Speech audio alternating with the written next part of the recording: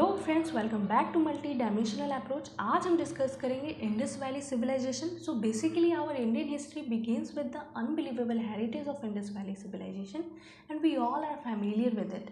हम क्लास 6 से ही पढ़ते आ रहे हैं Indus valley civilisation, but there is a glimpse of it. So basically आज के इस वीडियो में हम इंडस वैली सिविलाइजेशन को कंपैरेटिव तरीके से एनालाइज करेंगे, because I personally believe that कि जो कंपैरेटिव स्टडी होता है वो ज़्यादा इफेक्टिव और इंटरेस्टिंग होता है and easy to memorise as well.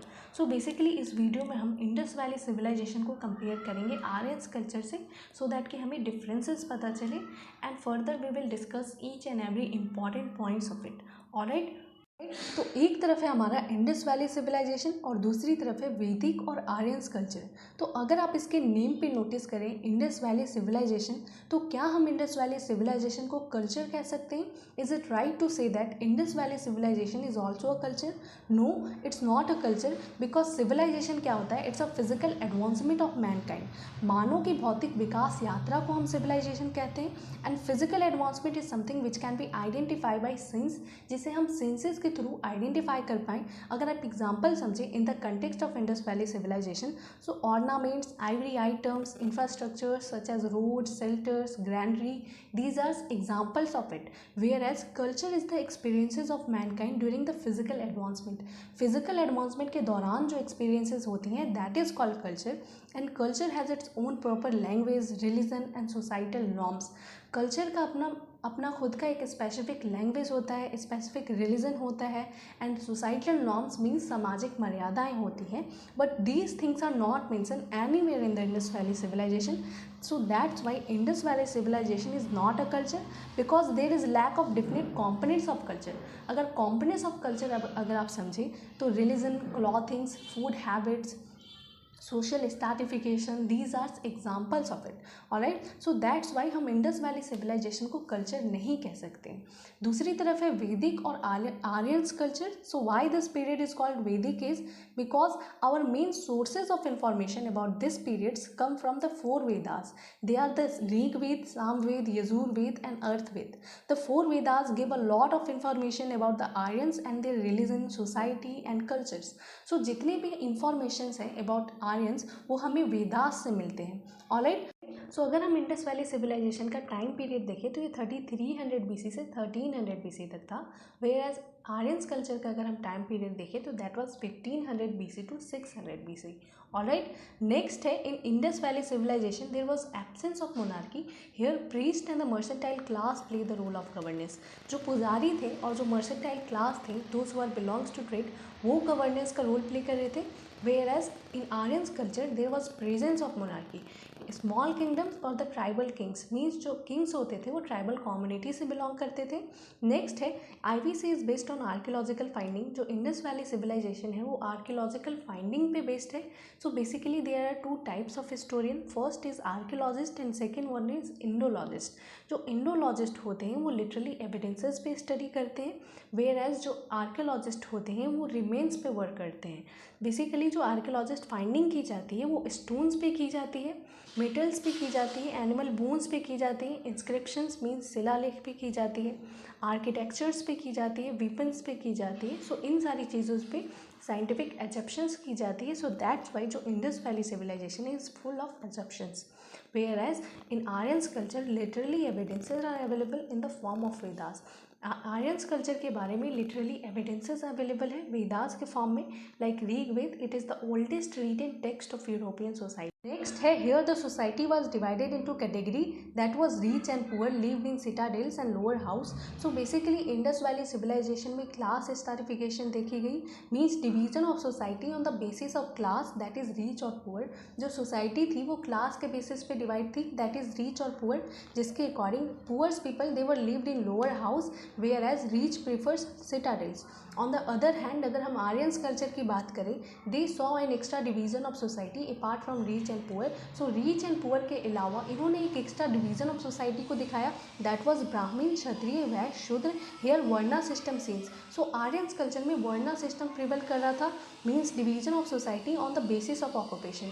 जो सोसाइटी थी वो ऑक्यूपेशन, वो व्यवसाय के आधार पे डिवाइडेड थी, जिसके अकॉर्डिंग जो प्रीस्ट थे, जो वैदिक स्कॉलर्स थे, वो ब्राह्मण के कैटेगरी में आते थे, and those who are administrators, rulers, warriors, वो क्षत्रिय के कैटेगरी में आते थे, और जो ट्रेडर्स थे, मर्चेंट्स थे, फार्मर्स थे, वो वैश्य के कैटेगरी में आते थे, and those who are labours, servants, वो शूद्र के कैटेगरी में आते थे।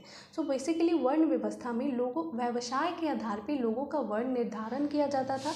At that time the varna of the people was determined by their work occupation.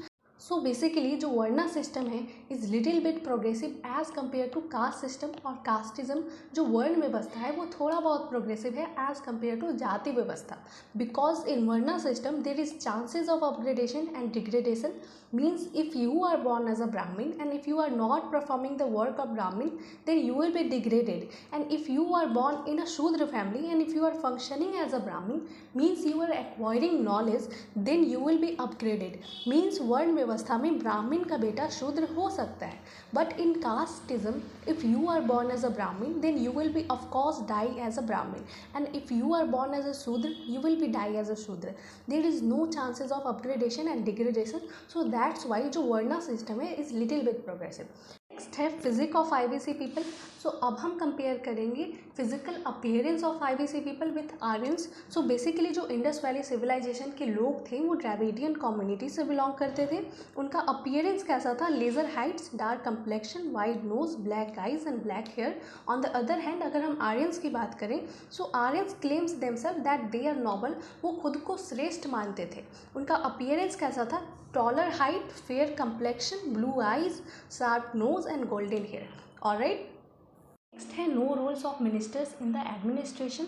So basically Indus valley civilisation में मिनिस्टर्स का कोई रोल नहीं था टू कंट्रोल द एडमिनिस्ट्रेशन। जो प्रीस्ट थे, जो पुजारी थे, और जो मर्सेंटाइल क्लास, दो जो बिलोंग्स टू ट्रेड, वो एडमिनिस्ट्रेशन को कंट्रोल कर रहे थे indirectly. On the other hand अगर हम आर्यंस कल्चर की बात करें, so there was concept of 12 ratnins, 12 minister थे, और उनमें से एक क्वीन भी थी जो एडमिनिस्ट्रेशन को कंट्रोल कर रहे थे। Alright, so it means that there was roles of women in the administration. Aryans culture में वुमेन्स का रोल भी देखा गया in the administration. On the other hand Indus valley civilisation में there was no roles of women in the administration. Alright, next है in Indus valley civilisation there was lack of command and voice, such political institution not found. जो Indus valley civilisation है उसमें किसी तरीके का भी कोई सेंट्रल कमांड नहीं था, किसी तरीके का कोई पॉलिटिकल इंस्टीट्यूशन नहीं था जो एडमिनिस्ट्रेशन को कंट्रोल करे। But in Aryans culture there was 3 political institution. First है असेंबली, सभा, सेकेंड वन इज कमिटी, जिसे हम हिंदी में समिति कहते हैं, third is vidatha. So basically जो असेंबली था this was constituted by the elite people. यहाँ पे अमीर वर्ग के लोग रहते थे। The work of the assembly member was to advice king related administration, ये किंग को एडवाइस देते थे एडमिनिस्ट्रेशन से रिलेटेड। नेक्स्ट है committee, this was constituted by the common people, ये आम जनता के लिए था। And the work and the function of this committee was to elect and remove the king, ये किंग को हटाने का काम करते थे और इलेक्ट करने का काम करते थे। नेक्स्ट है Vidatha, this was constituted by the retired elite people, जो यहाँ से रिटायर्ड इलाइट हो जाते थे वो विदत में बैठते थे और इनका काम था मैरिज से रिलेटेड एडवाइस देना। ऑलराइट, नेक्स्ट है देयर सोसाइटी वॉज मैट्रियार्कल, जो इंडस वैली सिविलाइजेशन का समाज था वो मातृ सत्तात्मक था। हाउ, कैसे कह सकते हैं हम? Because idols of mother goddess found, क्योंकि इंडस वैली सिविलाइजेशन से हमें मातृ देवियों की मूर्ति प्रचुर मात्रा में मिली है। ऑन द अदर हैंड अगर हम आर्यंस कल्चर की बात करें, देयर सोसाइटी वॉज पैट्रियार्कल, उनका समाज जो था वो पितृ सत्तात्मक था। Rules of male defined it and maximum male deities found. Alright, next है इट्स अ अर्बन सिविलाइजेशन। जो इंडस वैली सिविलाइजेशन था वो एक शहरी सभ्यता था। How? Because of infrastructure, trade, proper sanitation system, proper drainage system, even there was grid based road network. Means जो road था वो आपस में एक दूसरे को 90 डिग्री पे इंटरसेक्ट कर रहा था। ऑन द अदर हैंड अगर हम आर्यंस कल्चर की बात करें तो इट्स अ रूरल कल्चर, ये ग्रामीण संस्कृति था। How? Because of weak infrastructures, no trade, even there was mud roads, means there was absence of 12 season roads. Alright, next है advanced drainage system linked with bathroom, linked with narrow drain, ultimately water drain into the river, means वहाँ पे एक great reservoir था Indus Valley civilization में। but in Aryans culture there was no evidence of such advanced drainage system found। Aryans culture के लोग जो थे वो कम्प्लीटली रिवर पे डिपेंड थे and they worshipping river. Alright, next है dominance of architecture and remains of idols found. So basically Indus valley civilisation से हमें आर्किटेक्चर्स और मूर्तियों के ऑसेस मिले हैं। ऑन द अदर हैंड अगर हम आर्यंस कल्चर की बात करें तो it was dominated by literature, means 2/3 of information about Aryans is getting from Rigveda. So Aryans के बारे में लिटरली एविडेंसेज अवेलेबल हैं and most of its information is getting from Rigveda. Alright, next है idols of terracotta means burn soil found, whereas Aryans were masters of wooden architectures. Alright, so that's it for today. मिलते हैं हम अपने next video में, तब तक के लिए जय हिंद, थैंक यू।